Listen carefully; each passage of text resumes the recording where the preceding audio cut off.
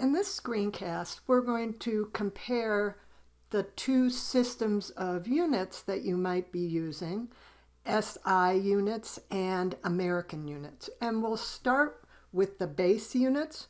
So for length, the SI unit is the meter. However, you will sometimes see some multiple of the meter in your calculations. So you might have a kilometer or a centimeter. But the SI unit is the meter. So in American units, the length that you're going to use is the foot. However, you will also have calculation in inches and even miles. So we have for a meter, we have an M, kilometer, and centimeter.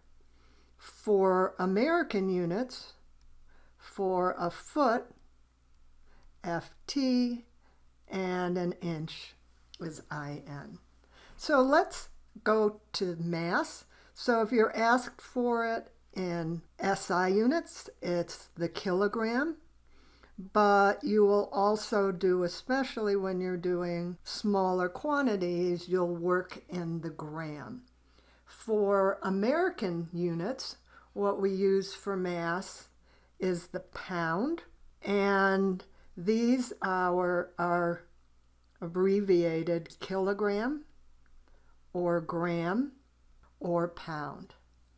With moles, in SI units, we have what's known as the mole, or technically the gram mole, but you can also have the kilogram mole for larger quantities. In American units, we deal with pound moles. Now note when we are writing out moles in our symbols, we drop that E. So it would be moles, or it would be kilomoles, or it would be pound moles. For time, the SI unit is the second, and all the time units are the same for both SI and American units. But you can also see things in minutes as well as hours, and occasionally, for long periods of time, you can see a day or a month or a year. So again, as I said, the American units are the same, and so we abbreviate this S for second, MIN for minute, and H for hour. And finally, we look at temperature. So the base unit for SI is Kelvin, but you can also see it in Celsius. When we're looking at American units, we usually use Fahrenheit. However, you'll also see it in Rankine. Note for Kelvin, you just have a K, but it's degrees Celsius, degrees Fahrenheit, and degrees Rankine. Now we're going to look at what are known as derived units. And here in this chart, we're only going to look at the SI units. So derived means that you take some combination of the base units to make a derived unit. So in SI units, the unit is the liter, and I'll write it as L.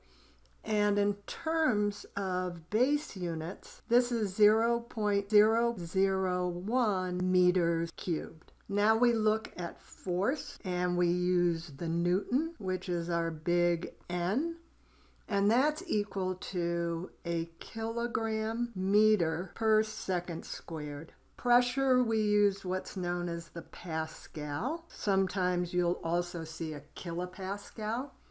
We abbreviate that PA, and that's equal to 1 Newton per meter squared.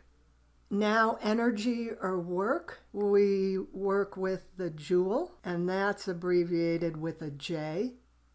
And that's equal to a kilogram meter squared per second squared. And finally, power, which is a watt, capital W. A watt is equal to a joule per second, which ends up being kilogram meter squared per second squared.